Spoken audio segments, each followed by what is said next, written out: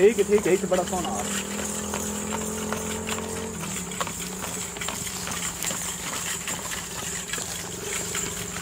यार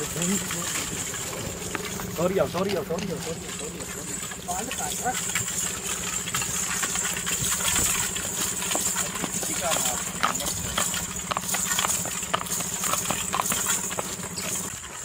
अस्सलाम वालेकुम सजनों ते बेलियो। मैं उम्मीद करना कि सारे दोस्त अहबाब अल्लाह पाक दे फजल ते करम दे नाल हैरियत नाल होंदे जी। अज तुहानू शौक करावांदे जी एक लाजवाब हीरे दा घोड़े दा। चेक करो जी, बड़े दोस्त ने जेड़े घोड़े दा शौक रखदे ने ते जरा वेखो जी भाई हरां कोलों अदी इन्फॉर्मेशन भी लिने आ, एदियां खूबियां भी पुछने आ जी।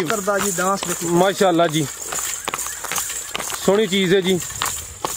भाईजान ऐ साइड ते जरा फिर लो जी दोस्तों, मुकम्मल नज़ारे करो जी।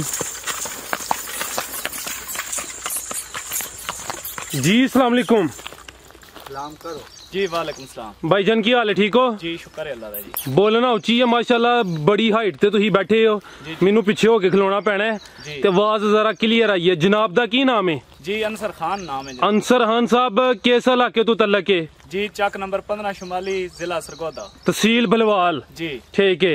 ए जेड़ा घोड़ा तुहाडे कोल है जिदे ते तुसी सवार हो, इस घोड़े दी की खूबी है, की खासियत है?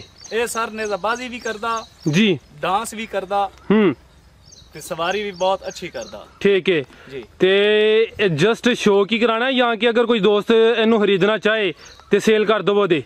नहीं सेल वाला नहीं। अच्छा शौक ही कराना है, ठीक है। जरा कराओ शौक। हेलो जी दोस्तों, कद बुत भी माशाल्लाह दा लाजवाब है। उम्र दी किन्नी के? 5 साल। ये भाई हरी घोड़े ते सवार ने ते जेड़े ए मालक ने, हकीकी मालक हुरम साहब ने जी। सारे दोस्त जानते ने जिला सरगोदा च रह के गावां दा वछियां दा सोहना शौक करांदे ने। यह घोड़ा उन्हां दा जी। भाई हुरम पहले वीडियो च मौजूद भी सन, ए सामने खड़े ने जी। गावां दा भी सोहना शौक करांदे ने ते भी शौक है जी इन्हां नूं। लो जी दोस्तों नज़ारे करो हाँ जरा। उम्र दी 5 साल दसी जे? ठीक है। नेज़ाबाजी भी करदा जी। ठीक है।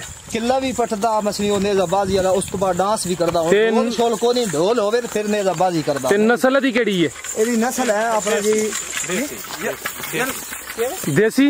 देश अपना ना दुआ ए नस्ल दा कोनी इतना मन कोनी। अच्छा ठीक है।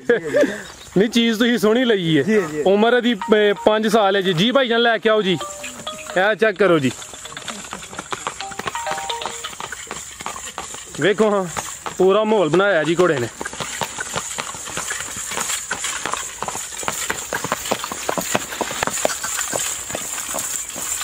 क्या सीन है जी।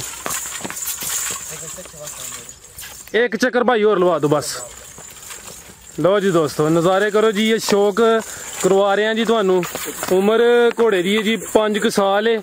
नस्ल भाई हरी कह रहे ने देसी, हुण पता नहीं देसी है कि केड़ी है। हुरम साहब दा शौक है माशाल्लाह। दोस्तां नू गावां ते बच्चियां दा शौक करांदे ने ते भी शौक। चार जेड़े पैर है ना जी, ए उस अपना भाई नहीं पता होना ए के चीज आदे ने भाई इसनु बल्ला।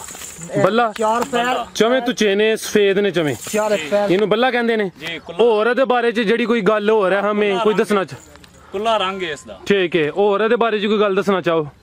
और कोई जी खास गल ते कोनी जी। है ही खास गल्ला। ठीक है ठीक है जी सर, बहुत शुक्रिया जी। साडे हजूर पाक सल्लल्लाहु अलैहि वसल्लम होरां दी सुन्नत है, उन्हां दी सवारी पैगंबरी सवारी। ठीक है। जिस नूं बंदा बखत अल्लाह पाक बखत दे देवे उसनूं घोड़ा दे दिंदा। ठीक है, बहुत शुक्रिया भाईजान, अल्लाह हाफिज।